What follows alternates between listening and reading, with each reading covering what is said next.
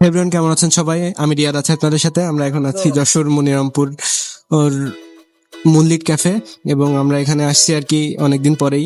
তো দেখা যাক ক্যাফের অবস্থা কেমন। চারিদিকে দেখে আমরা একটু আশেপাশে দেখলেই বুঝতে পারবো যে পরিবেশটা কেমন। এমনি বরাবরই পরিবেশটা সুন্দর, কিন্তু আমরা দেখি এখন খাবার কোয়ালিটি কেমন হয়। আমরা এখান থেকে সেট মেনু থেকে অর্ডার করছি অনেক খাবার। এই গ্রেভি সেট অর্ডার করছি এখান থেকে। এখন দেখা যাক খাবার দেওয়ার পরেই বলতে পারবো কেমন কোয়ালিটি হয়। সাথে আমার বন্ধুদের নিয়ে গেছিলাম, এই যে তারা। এটা মেনু কার্ড, এখান থেকে আমরা অর্ডার করেছিলাম, এবং আমাদের খাবার দাবারের ছবিগুলো একটু দেখেন আপনারা কেমন হয়েছে। দেন খাবারের রিভিউ নেওয়া শুরু করি।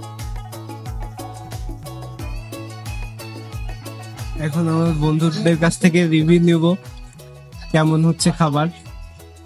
খুদা, কেমন হচ্ছে খাবার? বিসমিল্লাহ করলাম। হ্যাঁ, খেয়ে বলো কেমন হয়েছে। সুন্দর। না না, সঠিক সঠিক রিভিউ দিবা। 10-এ কত দিবে? 7.5। বাকি 2.5 কেন কাটা? আমার মনে হয় এটা বলার নেই।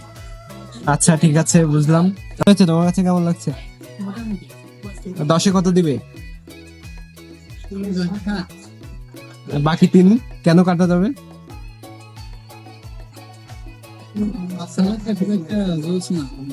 ও, সালাতে কি সমস্যা?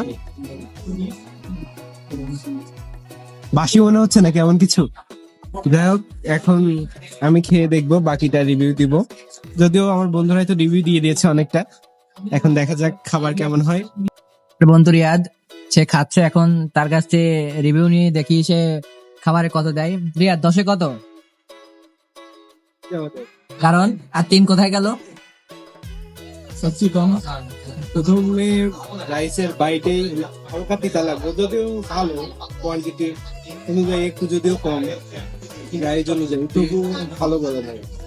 মাংসের দিক থেকে যদিও আমরা বলতে গেলে ঈদ উল আজহা গেল, আমাদের বাসার সবাই গরুর মাংস রয়েছে, কিন্তু আমরা এখানে চিকেন খেতে এসেছি।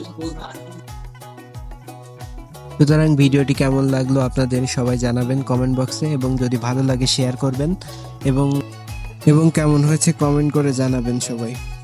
আসসালামু আলাইকুম, ভালো থাকবেন।